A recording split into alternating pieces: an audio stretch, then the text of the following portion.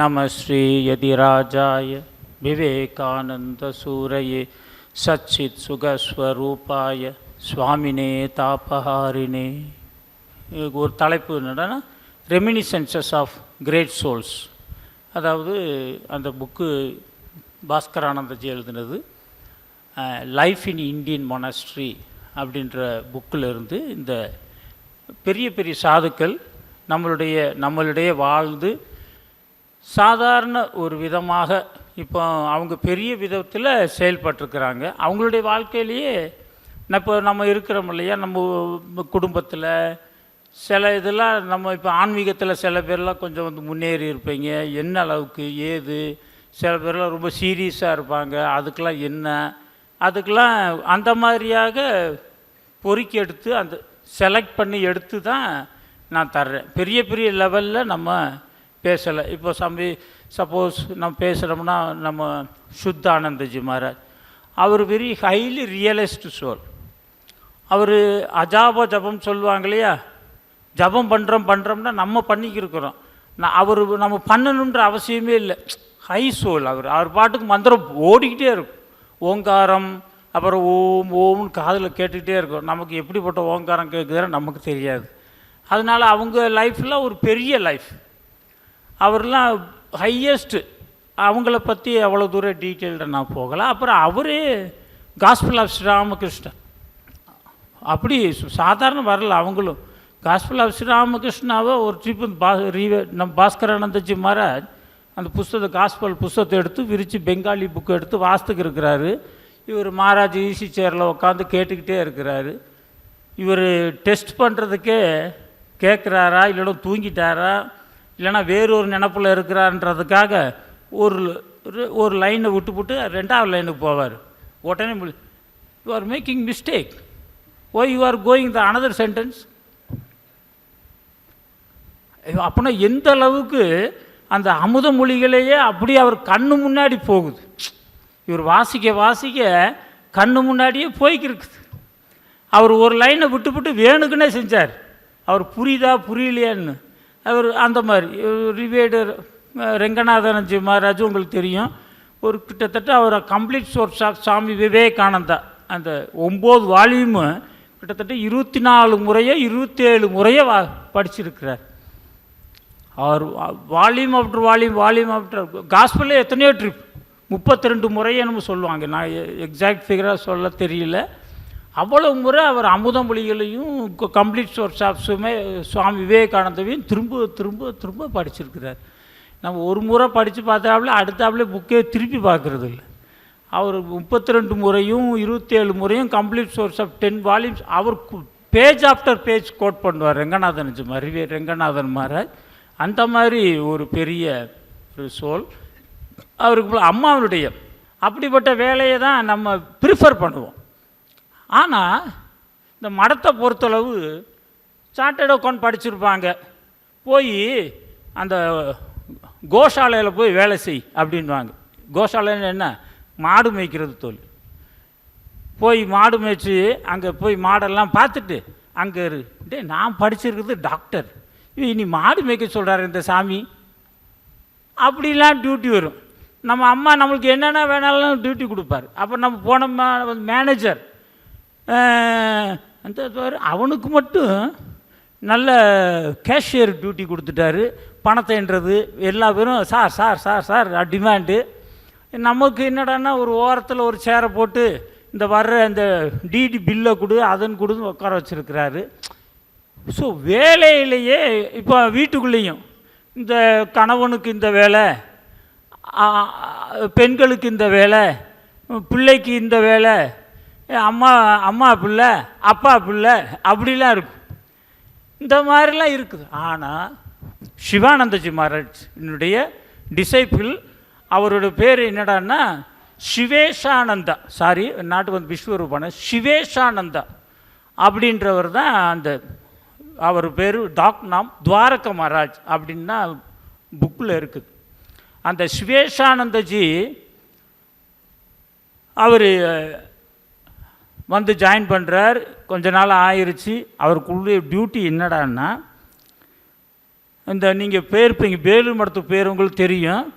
அந்த பழைய கோயிலுக்கு முன்னாடி ஒரு மாமரம் இருக்கும், மாங்காய். அப்போ முன்னாடி பலாமரமும் இருந்திருக்கு. கீழே அந்த இலை ட்ரை விழுந்து கீழே விழுகும். அவர் கூப்பிட்டு சொன்னாரா மேனேஜர் மாதிரி, your only one duty to take up the dried leaf. கீழே விழுந்த லீஃப் இலையை எடுத்து இந்த காம்பவுண்டை நீ சுத்தமாக வச்சுருக்கணும். மற்றவங்களுக்கெல்லாம் பொறாமல் வரும், எனக்கு சாதாரண வேலை கொடுத்துருக்குறாங்களேன்னு. ஆனால் இவர் சின்சியராக, சபரியம்மா தெரியுமில்ல ராமர் காலத்தில், அந்த அம்மா என்ன பண்ணுது, ராமர் வருவார்னு சொல்லி இருக்கிற இலை எந்த இலை விழுந்தாலும் தூய்மையாக படுத்தி இலையெல்லாம் எடுத்து இலை விழுந்தாலும் ட்ரை இலை விழுந்தாலும் அந்த அம்மா காதில் விழுகுமா. ஏன்னா செஞ்சு பழக்கப்பட்டு போச்சு. அது ட்ரை இலை டொப்புன்னு விழுகும் இல்லையா, அந்த சவுண்டு. அந்த மாதிரி இவர் மகாபுருஷ் வர பாதையில், மகாபுருஷ் மகாராஜ் வர பாதையில் சுத்தமாக இருக்கணும் அப்படின்றதுக்காக அந்த இவர் கொடுக்கப்பட்ட டியூட்டி, கடமை. ஆனால் இலையை ஒரே மைண்டு கான்சென்ட்ரேட் பண்ண ஆரம்பிச்சிருச்சு. இலை எங்கே எந்த நேரத்தில் விழுந்தாலும் இவருக்கு டொப்புன்னு சவுண்டு விழுகிற சவுண்டு. உனக்கு கொடுன்னு ஓடுவார், இலை எடுப்பார், போடக்கூடிய இடத்துல போட்டுருவார். இப்படியே செஞ்சு அந்த இடத்தெல்லாம் தூய்மை படுத்த இவருடைய உள்ள என்னாச்சு, தூய்மையாகி போச்சு. இலையை பிறக்கிய சபரி மாதிரியே இவருக்கு அது பிரம்ம தர்ஷனம், பிரம்ம ஞானமே கிடச்சிருச்சு. சாதாரண வேலை, ஒரு இலையை பிறக்கிற வேலையிலேயே கான்சன்ட்ரேஷன் பண்ணி செஞ்சு இந்த இன்ஃபீரியாரிட்டி காம்ப்ளெக்ஸ், எனக்கு இந்த டியூட்டி கொடுத்துட்டாங்களே, எனக்கு அந்த டியூட்டி கொடுத்தா நான் நல்லா பண்ணுவேனே அப்படின்றலாம் எதிர்பார்க்காம அவருக்கு கொடுக்கப்பட்ட டியூட்டி காஞ்சி போன இலையை எடுத்து அந்த கீழே விழுகிற சவுண்டு கூட இவர் காதில் விழுகிற மாதிரி ஆயிடுச்சு. மன அமைதி அடைய அப்படி கான்சன்ட்ரேஷன் கூடிக்கிட்டே வரும். சாதாரண டியூட்டி பண்ண அவருக்கு என்ன கிடச்சி, ஒரு பெரிய இந்த கோயிலெல்லாம் உங்களுக்கு தெரியும் இல்லையா, மங்கையர்க்கரசி நாயன்மார்கள், மங்கையர்க்கரசி அம்மா, அது இவருடைய அக்கா. யார்? திருநாவுக்கரசர் அப்பனுடைய அக்கா. அந்த அம்மா டியூட்டி என்ன, அது காலங்காத்தால் கோயிலை கூட்டுறது. 3 மணிக்கு காலையில் மழை பெஞ்சாலும் இது பண்ணாலும் 3 மணி 4 மணிக்கு எந்திரிச்சு கோயிலை கூட்டிட்டு கோலம் போட்டு தான் அந்த அம்மா செய்யும். கடைசியில் இவருக்கு அப்பருக்கு வயிற்று வலி வந்துருச்சு. வலியை வச்சா யார், மங்கையர்க்கரசி அம்மா போய் சிவபெருமாட்டு சொல்லிட்டு வந்துட்டான், பார்ப்பா அதெல்லாம் சரியில்லை, என் அண்ணனை என் தம்பியை கூப்பிட்டு வந்துருந்தேன், சரி சூளையை கொடுத்துட்றேன் அப்படின்னு சொல்லி சூள நோயை கொடுத்துட்டார் சிவபெருமான். அந்த அளவுக்கு சிவபெருமான்கிட்டே பேசக்கூடிய ஒரு பாக்கியம் பெற்ற அம்மா. அதுதான் அந்த நாயன்மார்கள். அந்த அம்மாவும் ஒரு அம்மா நாயன்மார்கள். அந்த மாதிரி இவர் தானே சொல்லி கொடுத்தார் சபரின்னு சொல்லி. இதில் மகாபுருஷ் மகாராஜனுடைய ஒரு டிசைபிள். அப்புறம் இன்னொரு டிசைபிள் சரத் மகாராஜனுடைய டிசைபிள் விஸ்வரூபானந்தஜி அப்படின்னு ஒரு மகாராஜ் இருந்தார், காசியில் ஜாயின் பண்ணார். நம்ம என்னடா செய்யும் பொழுது, வேலையில் செய்யும் பொழுது, வேலை ஸ்தலத்துலேயோ வீட்டிலேயோ நிறைய கஷ்டங்கள் வரும். ஒரு பக்கம் புல்லை பிடுங்கும், ஒரு பக்கம் அந்த அம்மா, ஒரு பக்கம் இந்த ஐயா, ஒரு பக்கம் அந்த ஐயா, இந்த ஐயா, எல்லா விதமான கஷ்டங்களும் வரும். இருந்தாலும் தன்னுடைய கடமையை விடாமல் செய்தாலே எவ்வளோ பெரிய பாருங்கள். அப்புறமேட்டு பிரார்த்தனை இந்த விஸ்வரூபானந்துக்குள்ளே வருது.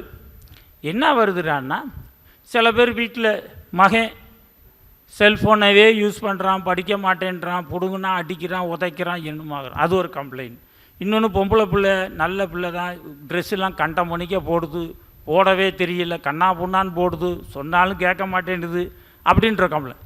பிரார்த்தனை நம்ம பிரார்த்தனை பண்ண முடியானா இட் சேஞ்சஸ். இவர் இந்த விஸ்வரூபானந்தஜி காசியில் ஜாயின் பண்ணுறா, அங்கே இருக்கிறாரு. கொடுக்கப்பட்ட டியூட்டி அந்த காலத்துலலாம் பெய்டு ஒர்க்கர்ஸ் இல்லை. பேஷண்ட்டு வந்தாங்க அப்படின்னா ஊண்டு காயங்களை தொடச்சி எடுத்துட்டு கட்டு போடணும். அந்த துடைக்கும் பொழுது என்ன மல்லிகைப்பூ வசனையாக வரும், அழுகி போன தோலையும் சதையும் எடுத்தால் என்ன செண்டு வாசனையாக வரும், ஒன்று அப்படி போன நாத்தம். இவர் புது படிச்சுட்டு வந்திருக்கிறாரு, காலேஜ் படித்து வந்து ஜாயின் பண்ணார். மொதல் டியூட்டின்னா அது அங்கே இன்றைக்கி போயிருப்பீங்க, வாரணாசியில் பெரிய ஹாஸ்பிட்டல் இருக்குது, இவங்க தான் பேண்டேஜ் போடணும். அதை அந்த காலத்தில் அவ்வளவு பெரிய மாடர்ன் கையுறை அது இதெல்லாம் கிடையாது. இவருனால வாமிட்டிங் சென்சேஷன். அப்புறம் சாப்பாடு எடுத்துகிட்டு போனாருன்னா அந்த வாசனை கையில் என்ன தான் டெட்டால் போட்டு என்ன தான் சோப் போட்டு கழுகுனாலும் வாசனை போகலை. ஒரே நாத்தம், வாமிட்டிங்கு. 70 கிலோ இருந்தவர் 40 கிலோவுக்கு வந்துட்டார்.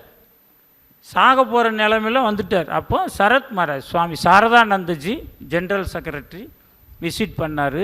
அவருடைய சிஷ்யர் இவர் சொல்லுவார் இந்த மாதிரி மகாராஜ். ஆனால் இவர் சப்ஸ்டியூட் கேட்கலை. நான் இப்படி கஷ்டப்படுறேன், என்னுடைய வெயிட் குறைஞ்சி போச்சு, என்னுடைய சொத்துலாம் குறைஞ்சி போச்சு, அண்ணன் தம்பி தகராறு, போனால் விட்டு கொடுக்க மனசு இல்லை, கம்ப்ளைண்ட் பண்ணல. அதே டியூட்டி தான் பண்ணிக்கிட்டே இருந்தார். கடைசியில் என்ன ஆச்சு, சரத் மகாராஜ் வந்தார். இவர் 40 கிலோ 35 கிலோ ஆயிட்டார், எலும்பு தோலுமாக போயிட்டார். சரத் மகாராஜ் வந்தோடனே சொல்கிறார், இந்த வேலைக்கு நான் அடுத்த வேலையை கேட்கலை, இந்த வேலையிலேருந்து ஓட நான் விருப்பப்படலை, இந்த வேலையை நான் தெய்வத்துக்கு செஞ்ச வேலையை செய்கிறேன், ஆனால் என்னால் முடியல, வாசனையும் இதுவும் என்னால் ஒன்றும் பொறுக்க முடியல, நீங்கள் தான் ஏதாச்சும் பிரார்த்தனை பண்ணணும். ராமகிருஷ்ணன் அவர் ஒரு பிரார்த்தனை பண்ணார். இது சொன்னேன் இல்லையா, பிரார்த்தனை பண்ணால் ஒரு வருஷ காலத்திலேயே அந்த பையனோ அந்த மகனோ மாறுவாங்க, நல்ல பிள்ளையாக வருவாங்க, நல்ல இதாக எல்லாம் பழைய ஹேபிட்லாம் போயிடுச்சு, நல்ல புது ஹேபிட் வரலாம். இந்த மாதிரி பிரார்த்தனை சரத் மகாராஜ் ராமகிருஷ்ணர்கிட்ட 2 பிரார்த்தனை பண்ணிட்டு போயிட்டார். கடைசியில் இவர் மறுநாளே அதே புண்ணு கட்டுறதுக்கு போகிறாரு, ஒரு வாசனையும் இல்லை. சாதாரண புண்ணு மாதிரி அவர் மூக்கில் என்ன பழக்கப்பட்டு போச்சுன்னு இப்போ நம்ம சயின்ஸில் சொல்லிக்கலாம். இவ்வளோ காலம் பழக்கப்படாத மூக்கா, ஒன்றும் எந்த வாசனையும் இல்லை, எந்த அருவறுப்பும் தெரியலை. நீட்டாக தொடச்சி எடுத்து அந்த கட்டு எடுத்து கட்டினார். அந்த மாதிரி நம்ம செய்யும் தொழிலே தெய்வம். நம்ம உழைக்கணும். கம்ப்ளைண்ட் பண்ணி இப்படிங்கிட்டு சேஞ்ச் பண்ணிக்கிட்டே இருந்தோம்டானா அந்த குறிக்கோளில் இருந்து நம்ம டீவியேட் ஆகிறதுக்கு வாய்ப்பு உண்டு. அப்புறம் இது மட்டும் இல்லை, நம்ம ராஜா இப்போ ஒரு ஜோக்கு, ஒரு இது நம்ம எப்படி வாழ்க்கையில் நம்ம இப்போ சில இடத்துல சாமிகளே சாமினாலும் சரி, இல்லை பெரியவங்க வீட்டில் அப்பா, இல்லை அப்பா அம்மா கணவன் மனைவி நம்ம நல்லா இருப்பாங்க, திடீர்னு திட்டி போடுவாங்க, அவமானமாக போகும் 4 பேருக்கு முன்னாடி. இல்லையா, முட்டா பையனா சும்மா இருப்போமா என்ன, உனக்கு இதே இல்லையான்னு விவஸ்தையே இல்லை அப்படின்னா அப்படியே சூம்பி போயிடுவோம். இல்லையா, எல்லா பேருக்கும் இருக்குதா இல்லையோ, அது இருக்குது. அந்த மாதிரி இந்த சுவாமிக்கு நம்ம ராஜாமாரனுடைய டிசைபிள், அவர் பேர் என்னடான்னா ராகவேஷானந்தா அப்படின்னு அவருடைய சந்நியாச நேம். ராஜா மகாராஜனுடைய டிசைபிள். வயசு எவ்வளவு, 82 வயசு 84 வயசு கிட்டத்தட்ட அந்த ரேஞ்சில் போயிடுச்சு. அப்போது 2 சாமிகளும் பேசிக்கிருக்கிறாங்க, ஓல்டு சாதுஸ். அப்புறம் யூஆர் ஏ ஃபூல் அப்படின்னு அந்த சாமி என்ன பண்ணிவிட்டார், திட்டிவிட்டார். ஃபூல், யூஆர் டெல்லிங் ஐ ஆம் ஏ ஃபூல் அப்படின்னு சொல்லலை. ஓ யூ ஆர் டெல்லிங் ஐ ஆம் ஏ பியூட்டிஃபுல். அந்த சாமி திட்டுறாரு, யூ ஆர் ஏ ஃபூல் அப்படின்னாரு. ஓ யூ ஆர் சேயிங் ஐ ஆம் a beautiful. See my teeth has gone, my all my faces are shrinked, that's gone, and my hairs are has gone, and you are saying I am a beautiful. What then all people are laughed. How they are making life into a very sweet manner. அந்த மாதிரி நம்ம வாழ்க்கையில் ஒவ்வொன்றா செஞ்சுக்கொள்ளணும். இது மட்டும் இல்லை, ஒரு சீரியஸான சுவாமி வேலு மடத்தில் அபயானந்தான்னு சொல்லி ஒரு வெரி ரியலைஸ்டு சோலாக இருந்தாலும் கூட வெரி ஜோவியலாக இருப்பாங்க.